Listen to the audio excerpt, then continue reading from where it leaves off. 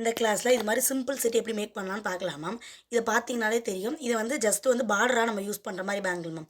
இதில் ஃபுல்லாக பார்த்தீங்கனாலே உங்களுக்கு தெரியும். அந்த டைமண்ட் ஷேப் இருக்குல்ல மேம், நீட்டாக வந்து நான் ரேப் பண்ண பிறகு அந்த டைமண்ட் ஷேப் ஃபுல்லாக வந்து இந்த மாதிரி கிராஸ் வைஸில் அதை ஃபிக்ஸ் பண்ணியிருக்கேன். இந்த மாதிரி நிறைய டிசைன்ஸ்க்கு நீங்கள் என்ன பண்ணுங்கன்னா, பின்ட்ரெஸ்ட் ஆப் இருக்குல்ல மேம், அதில் போய் த்ரெட் பேங்கிள் போட்டிங்கனாலே எக்கச்சக்க டிசைன் வரும். இதுக்கடுத்து நம்ம ரேப் பண்ணதுக்கப்புறம் முக்கியமாக கவனிக்க வேண்டிய விஷயம், ஸ்டோன்ஸை ஃபிக்ஸ் பண்ணும்போது ஈக்குவல் டிஸ்டன்ஸில் ஃபிக்ஸ் பண்ணுறது. இப்போ இது மாதிரி நான் இங்கே பாருங்கள், மொத்தத்துக்கு 4 இடத்துல கொடுத்துருக்கேன் அப்படின்னா, உங்கள் விரல் எப்பயுமே 3 விரல் இதில் வச்சுட்டு ஃபஸ்ட்டு ஆப்போசிட்டில் கொடுத்துட்டு இந்த பக்கத்து கொடுக்குற மாதிரி கொடுத்தீங்க அப்படின்னா இந்த மாதிரி நீட்டாக வருமா. இதை ஜஸ்ட்டு எப்படி மேக் பண்ணலான்றதை பார்க்கலாம். அப்புறம் முக்கியமான விஷயம் என்ன அப்படின்னா, கண்டிப்பாக இந்த மாதிரி ரேப் பண்ண பேங்கிள், அதாவது சில்க் த்ரெட்டை ரேப் பண்ண பேங்கிள் மேலே ஸ்டோன் விட்டுரும் அப்படின்னா இந்த B17 க்ளூ இருக்குல்ல மேம், அது தேவை கிடையாது. இந்த நார்மல் ஃபேப்ரிக் க்ளூ போதும். கிளியராக சொல்கிறேன் மேம். இந்த மாதிரி நூலுக்கு மேலே நம்ம விட்டுறோம் அப்படின்னா நார்மல் இந்த க்ளூ போதும். இது வந்து ஸ்டோன் ஃபிக்ஸ் பண்ணுறது தான். ஸோ இது தேவை கிடையாது. இதே மாதிரி இது வந்து இப்போ ஏதாவது ஒரு சிம்பிள் டிசைன் இதில் மேக் பண்ணுறேன் மேம். ஆல்ரெடி ரேப் பண்ண பேங்கிளில் ஜஸ்ட் இந்த மேட் ஃபினிஷிங்கில் இருக்க இந்த மாதிரி ஐ ஷேப் எடுத்திருக்கேன் மேம். இப்போ நான் வந்து எப்போயுமே உங்கள் விரல் இருக்குல்ல, உங்கள் 3 விரலை இதுக்குள்ளே விட்டுக்கோங்க. 2 லாக் ஆகி 1 கீழே இருக்க மாதிரி வச்சுக்கோங்க. இதாவது நம்ம வந்து எந்த இடத்துல இருக்குன்னு பார்க்குறக்காக. இப்போ ஜஸ்ட் இங்கே ஃபிக்ஸ் பண்ணுறீங்கன்னா இதுக்கு நேர் ஆப்போசிட்டில் அங்கிட்டு ஃபிக்ஸ் பண்ணணும். ரொம்ப ஈஸி தான் மேம். எப்பவும் போல க்ளூ எடுத்துக்கோங்க. க்ளூ எடுத்துகிட்டு இப்படி வச்சுட்டு இப்போ இந்த இடத்துல நான் ஃபிக்ஸ் பண்ண போகிறேன்னா கண்டிப்பாக அந்த ஸ்டோன் எவ்வளோ ஆக்குப்பை ஆகுதோ அந்த அளவுக்கு மட்டும் க்ளூ ஒட்டுங்க மேம். அதுக்கு மேலே ஒட்டாதீங்க. இங்கே இதை ஃபிக்ஸ் பண்ணிட்டேன். இந்த பக்கம் 2 சைடில் வந்து கோல்டு கொடுக்க போகிறேன். அதுக்காக ஃபஸ்ட்டு வந்து க்ளூ ரவுண்ட் ஷேப்னா ரவுண்ட் ஷேப்பில் தான் வைக்கணும். இந்த ஐ ஷேப் வந்து நீளமாக இருக்கலாம், நீளமாக வச்சேன் மேம். இப்போ இது ரவுண்ட் ஷேப்பில் இருக்குன்னா ரவுண்ட் ஷேப்பில் மட்டும் வைங்க. ஏன் நிறையா க்ளூ அப்ளை பண்ணக்கூடாதுன்னு சொல்கிறேன் அப்படின்னா, அப்ளை பண்ணோம் அப்படின்னா ரொம்ப ஒரு மாதிரி படற மாதிரி இருக்கும் மேம். அப்படி பண்ணக்கூடாது. இது நான் பேசிக் ஐடியா சொல்கிறேன் மேம். உங்களுக்கு எப்படி வேணுமோ எடுத்துக்கலாம். இப்போ இங்கே வச்சுட்டேன் அப்படின்னா அடுத்தடுத்து கொடுத்தீங்கன்னா ஓகே. இல்லை ஒரு 4 இடத்துல மட்டும் கொடுக்க போகிறேன்னா இதுக்கு நேர் ஆப்போசிட் இங்கே பாருங்களேன். இப்போ நான் இங்கே ஃபிக்ஸ் பண்ணியிருக்கேன்னா இதுக்கு நேர் ஆப்போசிட் இங்கே இருக்குமா. அப்போ ஃபஸ்ட்டு இங்கே வந்து க்ளூவை நம்ம அப்ளை பண்ணிக்கலாம். உங்களுக்கு புரியுதா? ஃபஸ்ட்டு நீளம் ஒன்று நான் வந்து அப்ளை பண்ண போகிறேன். அதுக்கடுத்து 2 கோல்டு ஸ்டோனுக்கு நான் அப்ளை பண்ணிக்கிறேன். இப்போ அதே மாதிரி எடுத்து ஃபிக்ஸ் பண்ணிட வேண்டியதான். நீங்கள் நிறையா பண்ண போகிறீங்க, ஆர்டர்ஸ் எடுத்து நிறையா பண்ண போகிறீங்கன்னா கண்டிப்பாக இந்த மாதிரி நான் கீழே ஒரு ட்ரே காமிக்கிறேன் மேம். இந்த மாதிரி ட்ரே வாங்கி வச்சுக்கோங்க. ஏன்னா நம்ம நிறையா ஆர்கனைஸ் பண்ணுறதுக்கு இருக்கும். அதே மாதிரி என்னென்ன கலர் நம்மகிட்ட இருக்குது, எது இல்லை அப்படின்னு கொஞ்சம் தெரியும். அதுக்காக இந்த மாதிரி வாங்கி வச்சிங்கன்னா பெட்டராக இருக்கும். அவ்வளோதான். இதுவுமே நான் ஒட்டி வைக்கிறா இருந்தாலும் ஒட்டி வச்சுக்கலாம், இல்லை தள்ளி வைக்கிறேனாலும் தள்ளி தாராளமாக வச்சுக்கலாம். இப்போ 2 கொடுத்துருவோம் மேம். இப்போ என்ன பண்ண போகிறோம்னா இங்கிட்டு ஆப்போசிட்டாக அப்போ உங்கள் விரல் சென்டர் இருக்குது, இங்கே நான் ஒன்று கொடுத்து எடுக்க போகிறேன். இதே மாதிரி உங்களுக்கு எப்படி டிசைனில் பிடிக்குதோ போடலாம் மேம்.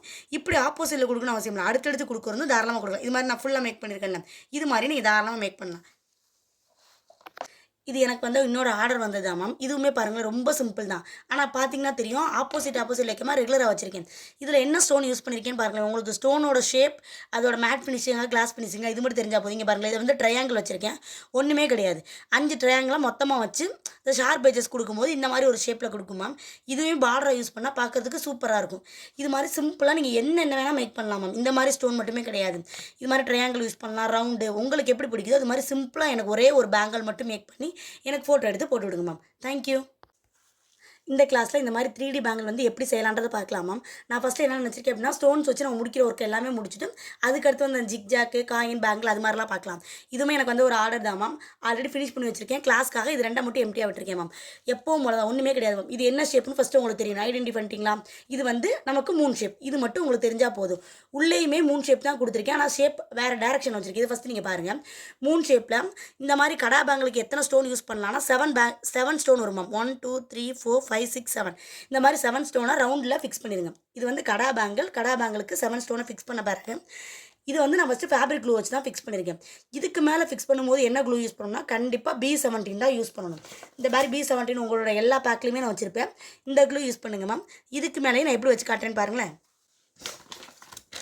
அப்புறம் இன்னொரு சின்ன டிப்ஸ் என்ன அப்படின்னா இந்த மாதிரி 3D பேங்கிள் செய்கிறீங்கன்னா பேஸ் நல்லா காஞ்ச பிறகு அதுக்கு மேலே ஸ்டிக் பண்ணுங்கள். இல்லை நமக்கு எடுத்துகிட்டே வர மாதிரி இருக்கும், அது ஒரு மாதிரி டென்ஷன் ஆகிற மாதிரி இருக்கும். ஸோ இந்த இதில் இப்போ பாருங்களேன்.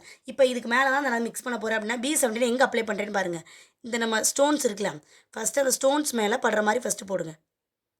அதுக்கடுத்து உள்ளே அந்த ரவுண்டில் கண்டிப்பாக ஸ்டோனில் மேலே படுற மாதிரி போடணுமா. அப்போ தான் நல்லா ஸ்டிக் ஆகும். எடுத்த பிறகு இந்த ஷேப் இருக்கலாம்.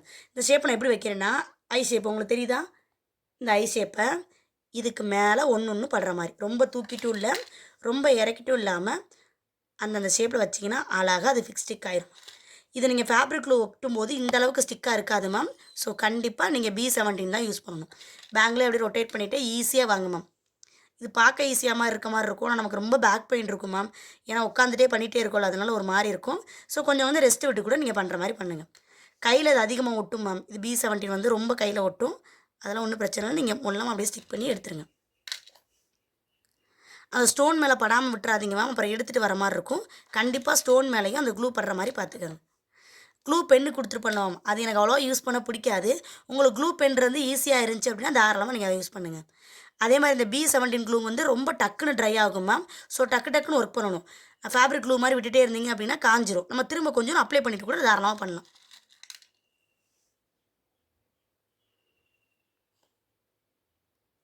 முடிச்சுட்டேன். இன்னும் ஒன்று மட்டும் வச்சா போதும். ஒன்றையும் அந்த கேப் இருக்க மாதிரி ஃபிக்ஸ் பண்ணிடுறேன். அவ்வளோதான். தெரியுதா மேம்? இவ்வளோ நீட்டாக வரும். இப்போயும் நான் உள்ளே வந்து ஒரே ஒரு ஸ்டோன் ஸ்டிக் பண்ணுவேன். அதுக்கு நான் என்ன பண்ணுவேன் அப்படின்னா கண்டிப்பாக நேரம் கொடுத்துருவேன். இது நல்லா காயட்டும். காஞ்ச பிறகு நம்ம அந்த ஸ்டோனை கொடுத்துக்கலாம். இதோட சென்டரில் வந்து B17 எது வேணால் அப்ளை பண்ணிக்கலாம் மேம். அப்ளை பண்ணிவிட்டு ஒரே ஒரு கோல்டு ஸ்டோன் எடுத்து அதில் ஃபிக்ஸ் பண்ணிடுறேன். இதுக்கு கண்டிப்பாக அந்த க்ளூ பென்னை யூஸ் பண்ணுங்க மேம். ஏன்னா அந்த மாதிரி திரும்பிடும். ஸோ நீங்கள் இது கண்டிப்பாக அந்த க்ளூ பென்னை யூஸ் பண்ணுங்கள்.